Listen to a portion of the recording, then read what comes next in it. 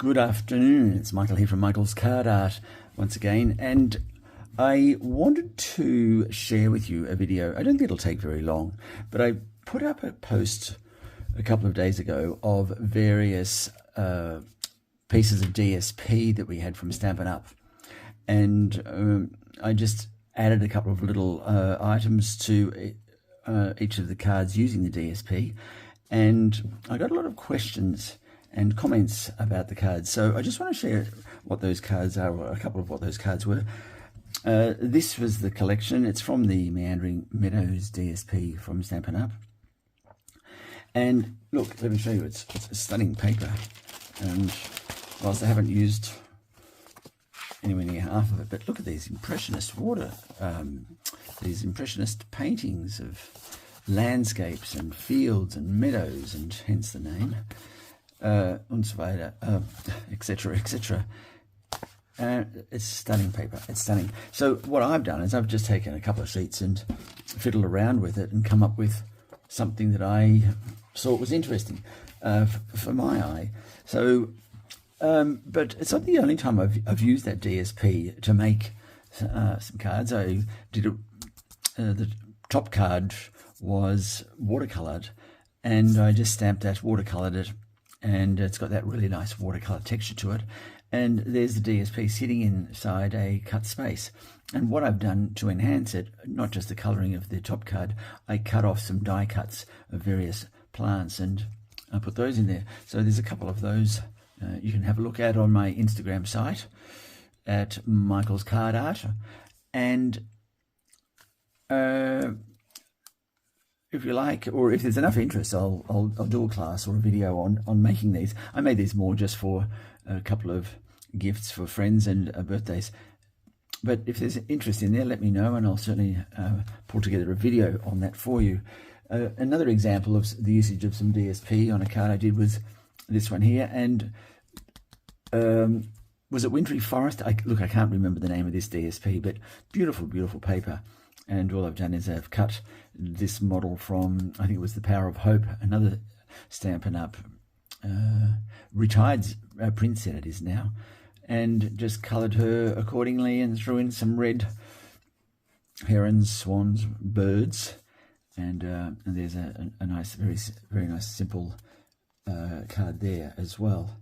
And so that's what we're going to do today. I'm going to show you how to construct these cards. Very simple process, and we can get that underway. I had 3 questions that I wanted to answer on this video. One was, how do I choose my colors when I'm doing stuff like this? How do I choose these lemon twists? Some people said, we would never think of using that blue or that yellow or even that red purple in that combination. Well, the simple truth of the matter is I didn't really choose the colors as individuals as such. What I did was I went to the source of the DSP, and I'm sure some of the more seasoned Stampin' Up demonstrators will know this absolutely, but for the new people, I pulled the colors from the back of the back of the DSP pack. So in this case, there's a stack of colors that are present in this collection of DSP: balmy blue, fresh freesia, garden green, granny apple green, highland heather, blah blah blah. The list goes on. So what I did was I just pulled out the paper stock according to these to the pack and held them up against each of the various images and landed where we did. And from that, I then took what is basically the main flower source in the DSP, and in this case here, it appears that we've got some reed-like plants. We might have some, and I don't even know all my plant names for these ones, but lavender-like things, I'm going to say. And as a result of those lavender-like things, I have used what looks to be lavender-like things I will use them in the creation of this card, hence this series here. And the Painted Lavender series from Stampin' Up, it's not quite in reach. Excellent source of die cuts that you can use to create the images or the cards that you wish. So that said, that's how I choose my colors. And what was the other? Oh, the cutting of the DSP. Okay, so we'll get to that when I show you how I constructed this card. And there was one other thing. Oh, how did I get the sentiment to curl and buckle like it does? Well, all I did, I cut the card, I cut the paper, or with the sentiment, I stamped it, and in this case it's happy birthday. And before I laid it to rest, so to speak, I put the two together and I used my bone folder and did that, and to give you that nice curl. Now remember, you need a couple of touching points for it to be secured. So one of these, and possibly this one here on this end, I'll just go back and bring that maybe flatter a bit. And there you go, you've got your two touching points. So you can glue those two together, dimensional there and a dimensional there, and it's secured on the card as it is there. Okay, so I hope that answers that question there. So colors, that, and the cutting of the DSP. Let's move on to that. And at this point I will say I was going to show you a little twist of a card. I'm going to actually, it's just about finished, but I just can't get the door to swing on the card. And what I wanted to achieve was this look of looking down into the card, as you can see there, because of the way that I've layered it. That's the base layer. Then you've got this one that's been set on dimensionals, and it sort of gives you a sense of you're coming up. And then I've cut the center out to create, and that's in the far distance. So the eye is being, brought up and then taken back down on the journey. And I was trying to attach this where it comes up again, but you open the door and you go down. So I was trying to create this and hinge the door. And for some reason, I don't know why, I can't get the door to hinge in a format that I wanted. I could have done the paper brad. However, I'm too far in the process to be able to do that. So the optical illusion, I've put process in thought, but I can't execute it just yet. So watch this space. So that was my apology for that. Okay, very quickly. As I said, this won't be a long video. We will be able to get it done quickly. Okay, let's use that as our guide. We've got, and in this case, I must have started off with a green, thinking it was green, so I will get that green and make that our base card. But there's two ways of cutting the paper. You can get two identical pieces of cards, DSP, and you can cut a piece out. And in this case, let's say that's the piece I cut out. I take that out. I would put a mount underneath it with just the faintest edge of a border. And that yes, it's quite suitable. And then you replace the piece you've cut out back into the spot it came from with the mount underneath it. That's economical. The other way, and the way I did for some of these cards, just to see how it worked, was to get the identical piece, then cut that down to size to get that piece, and then do the mounting. That is a totally frivolous way of doing it, and you'll certainly choose through your DSP much faster. And so I would be advocating this way, where you cut a piece out, keep the silhouette, put the mount on, and replace it where it came from. Okay, so because I've got this piece already there, we're going to use that. Now, it doesn't matter what size it is. We could make that larger, smaller, square, an oval even, circle. It doesn't matter. But in this case, we've got, here's an example of one that's longer, and this one is fatter and shorter. So whatever you can easily get out from the main piece, then you can use that. Now, I'm just going to quickly confirm, is that Old Olive? Yes, it is Old Olive. So I know where to go, column 3. Okay. So with that done and that said, we know we're going to use this sort of scene. Now, if I look at the scene here, what I'm seeing is, as I said, the lavender-like things. I should have gone and done the research to find out what they were called. However, and so we're going to use a collection of these cut from the Painted Lavender series from Stampin' Up. Just a die cut, so I haven't stamped any of them.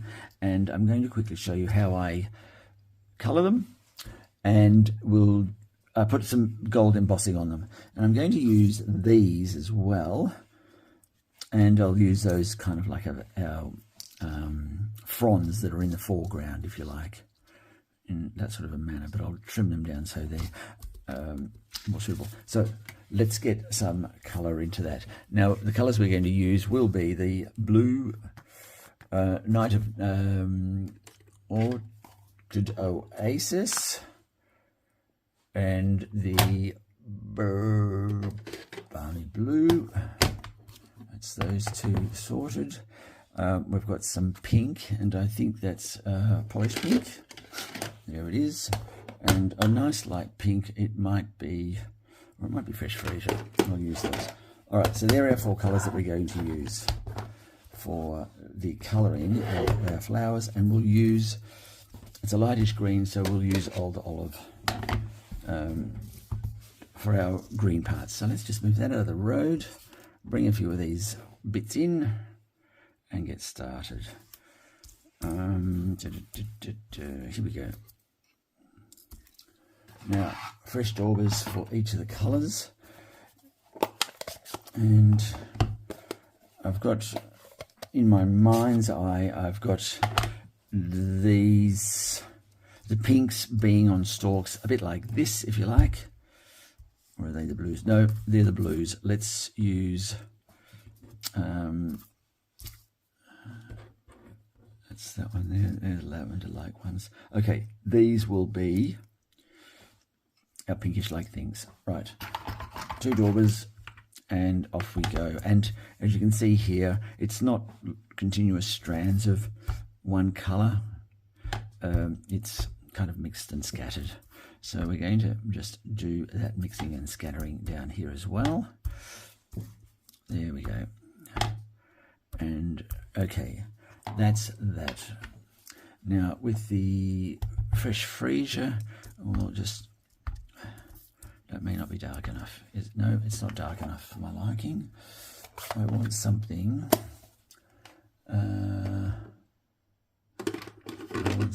Highland Heather. That's what we use. What was that one? That's that one there. Maybe my ink pad was just a bit dry. Okay, explore the reasons for it later. All right, so you can see I'm being random with the colouring of this, and that's possibly all I need. As I bring this back over, there's a couple of splashes of red there. We might even find a red to go in that. Now let's move to the blues, and we'll go there. We don't need that anymore. Polished pink. Now, one of the other colours mentioned was Sweet Sorbet, and I'll grab that out.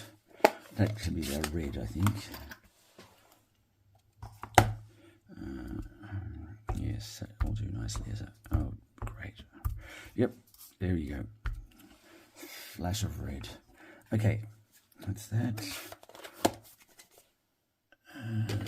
Out, and now we've got our blues. Let's see what they look like. And a similar approach, intermittent elements of, so that's the lighter of the blues, which is Balmy Blue.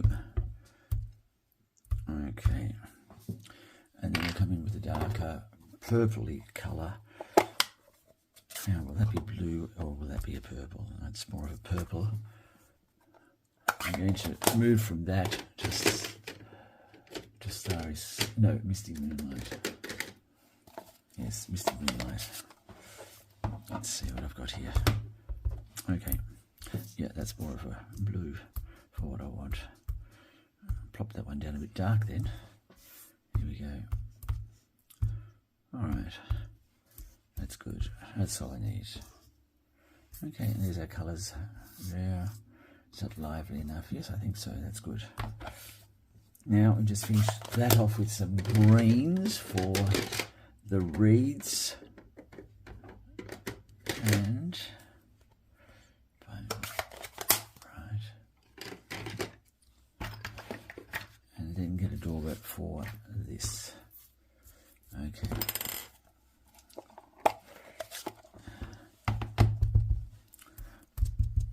Now just that will have also some other greens splashed into it. I might even put some greens in here. Make all of that green. Some of this will need to be greened. Okay, and the contrast we'll use will be garden green. Yes, garden green. Here we go. Good. Okay, and then importantly for this one, good mix. Okay. All right. Okay. Excellent.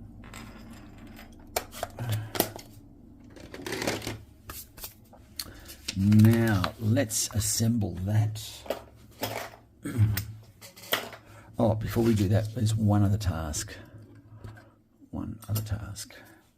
Now that task, let me turn that over so you can get a better appreciation of that. Now we're just going to randomly emboss this this foliage. Right, and I'm going to gold emboss it because it'll work nicely with the blue anyway. And I'll just bring that down. And okay, we may not emboss the green, but let's just see.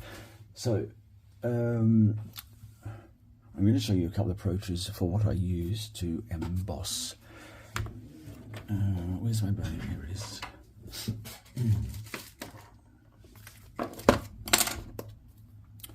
Right, I recommend we powder dust our good friends here. Right, that's done. Now what I do, I've got many ways to emboss. One way that I use is I've purchased an embossing pen, and I could scrabble at random, make random lines across this, and then dip that into thing. I'm not going to do that. I'm going to use my boning folder. I'll show you why. I'll show you how I do that.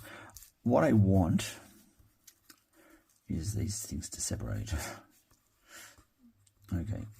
Oh, come on. Okay. To separate, and I'm just going to do this. Now, there may be a million other ways you could do this, but I'm going to use this approach. Another thing I do use, if I've got a stamp set that has got good foliage on it, and good foliage markings, veins and things like that, I might use that or to emboss something like this. So that would mean stamp it up in the Versamark and then just stamp over it, the actual product, just so that you've got random markings for the gold embossing powder to stick to. We're not wanting to put a lot on there, just a little bit. Okay, let's see what that looks like once we throw it in the powder. And here's the powder, and in it goes like a big vat. I'll just throw my tweezers. Okay, there we go. Oops. And this one here as well. I put the spoon mixture over it, and there's probably many tidier ways of doing it than this, but this is fine for tonight. And I'm looking for, there it is. Okay, let's give these a bit of a shake and see what they look like. All right, little gold on that. Oh yes, that's good. It's a good amount there. As I said, we don't want a lot. We just want enough to highlight, to have highlights of gold. We can do a bit more there, I suppose. That's good. And this is, no, that's also good. All right, let's bring that back again. Maybe I was talking too much. Right, let's see if that works any better. That's better. All right, yes, I was talking too much.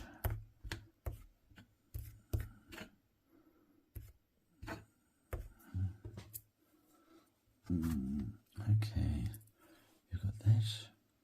That's good. Great.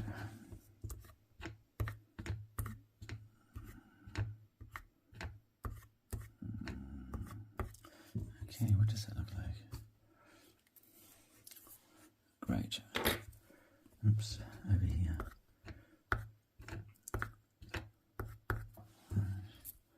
And that is good. Okay, let's get the heat gun onto it. And I think you'll see a marked improvement across the board. Okay.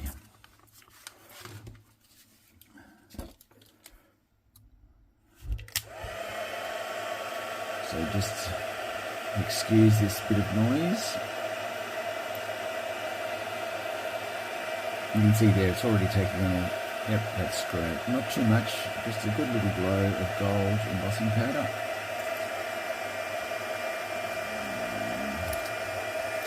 And over here.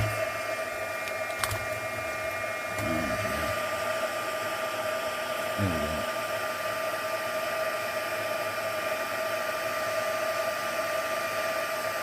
Okay, that's 2.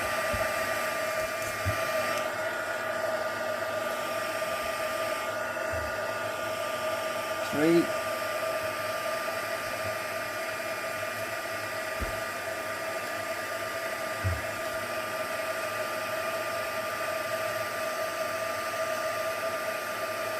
That's great. And the last piece, I think.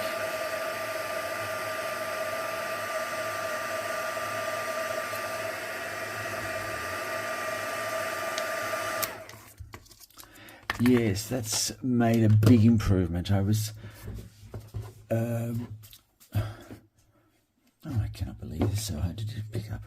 I was looking at these colours thinking, I'm not sure if the combination is good.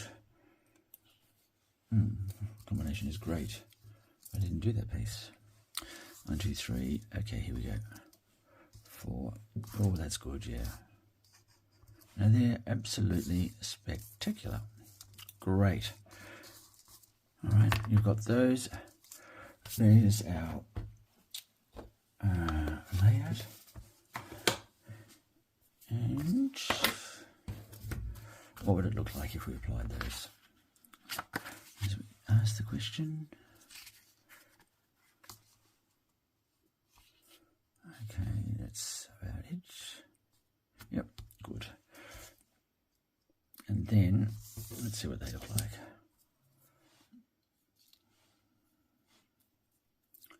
Some pink, blue, and I didn't know this stuff was so fiddly to handle when it's like this. Oh, there we go. Look at that, it's lovely. Fan it out like that. You want that to sit there like that, and then you've got, if you wanted to, you could put a couple of sprigs of that, which I'm going to do.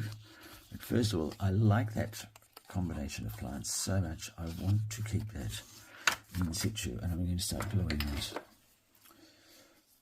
because that's just perfect. Now, how do I do this the best way to do it? Let's get this underway here. That's not going to achieve anything.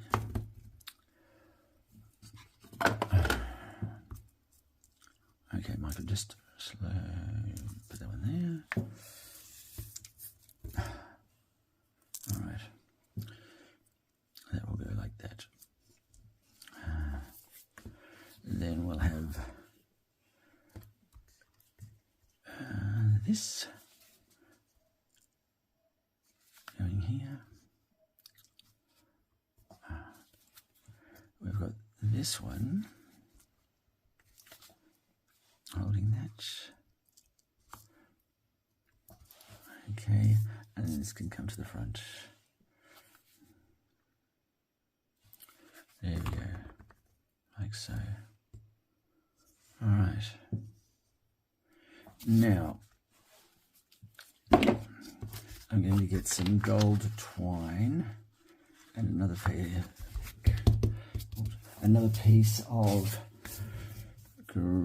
is it granny apple green or old olive?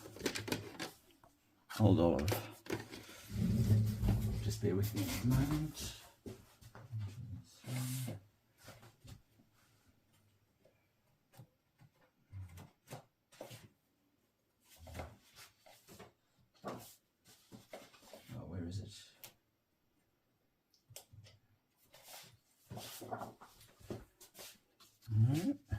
All right, now we've got our card stock, and let me just see, granny apple green, Granville green, and I've got the base there. I'll just quickly give you these measurements. Single fold card, for those of you who have seen me before or been to this channel before, it's a standard 13 by 21, scored in half and folded. The top card or top image is usually 12.5 by 10 centimeters.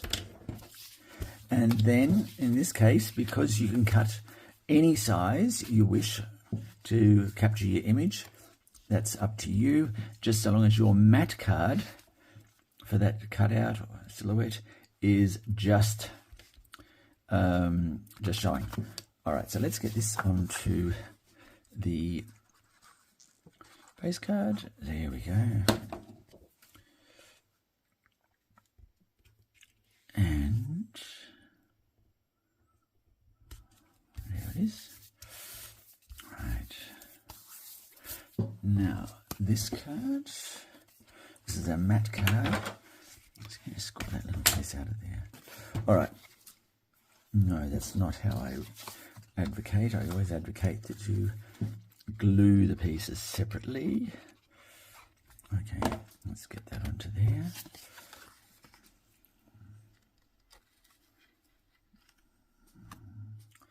Now, just the finest of border showing. Well, there you go. That's great. Now, you could use dimensionals if the scene required. However, this one doesn't. And we'll just line this up with its fellow elements.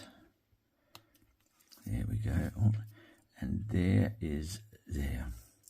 Let's see this. Yeah, that's it. And voila, that's great.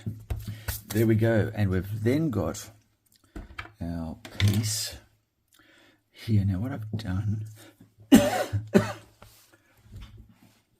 little piece of gold thread, I've tied it because I'm not as deft as some of my compatriots are with tying a bow. I'm a little more challenged, so I need every implement I can get. So this one I've just used the nib of my prize up, anyway, whatever it is, and I'm going to put a glue dot in there.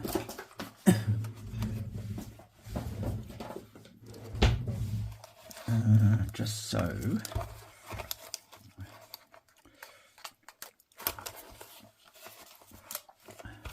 Just so long as, to keep it more secure for longer.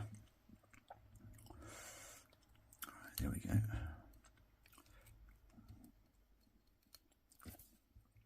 Did want that up against the knot. Okay, bring that down. show here. Let's not be difficult now. Okay, I wish I could tie knots. Is that going to work? Okay, well, I may need to do some fiddling with it off camera, but for the purpose of this exercise, let's assume that's behaving. I will need to glue that, but this is kind of like the look we're wanting. And you can see how it falls and fits nicely into place. I'm going to remove some of those stems, and then I'm also going to put this on here. Attach this. Now,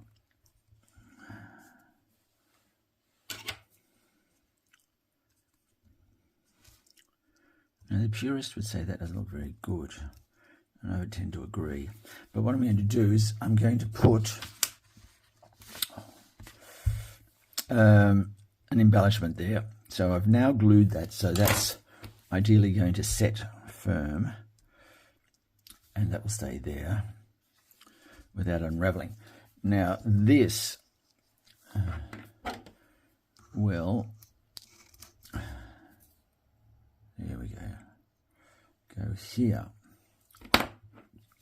and just need some glue. So glue in some of those vital parts down near the base, but as you know, I don't glue everything because I want, yes, there we go, I want height and colour and movement. There we go, look at that, and we've got that to a degree. Okay,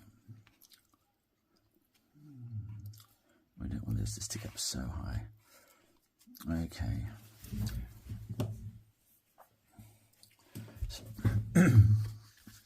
so whilst it's in the drying process, let's just take our little snips here and give this a little bit of a, there you go.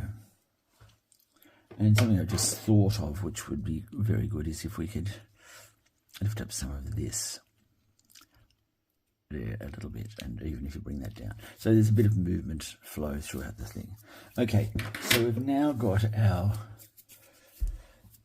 sentiments. Do I have the right coloured sentiment though? What have I got here? That was the wrong green, although I don't mind that.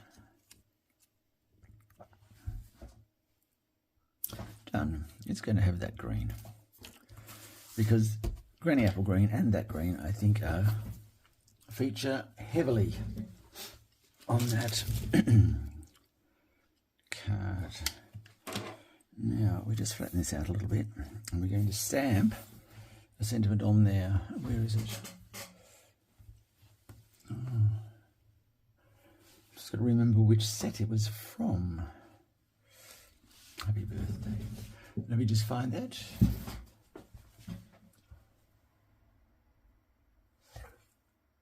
Okay, we found it. Heron Habitat is the owner of that sentiment. And a quick dab into the Versamark so that we can put some gold embossing on this. And I'm now, there we go.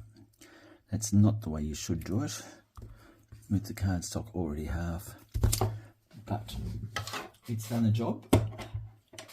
And I'll just put that away, get some gold onto it, and then we can wrap this up. It's as I was making these cards, I was thinking a bit ho-hum, nothing really exciting. And then when I started to emboss the flowers, and then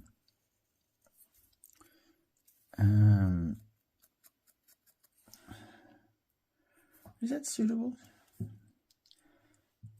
Just quickly give it another dab. Oh, Michael, come on, do it properly or not at all. There we go. We're back to where we were. All right.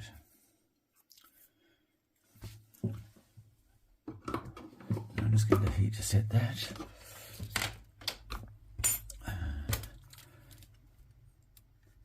And where is it? Here we go.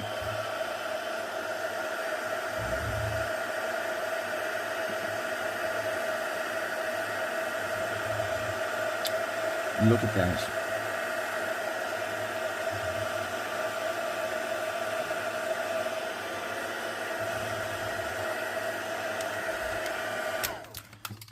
Okay. Sitting there and there. I'm going to do it like that because of the unevenness on up the top of the white. Or is it better like that? It's better like that. Right, let's glue that on there. So it's this top half.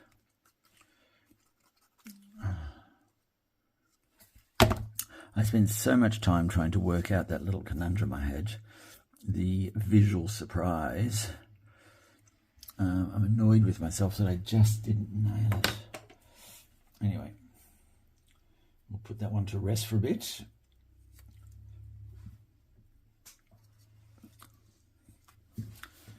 That looks good, I think.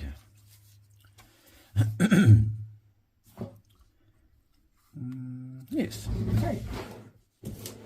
Now, as I said, I just put a couple of dimensionals on the flat surface so I can quickly change the sentiment if it's a request and somebody doesn't like it in particular. Oops, and there we go.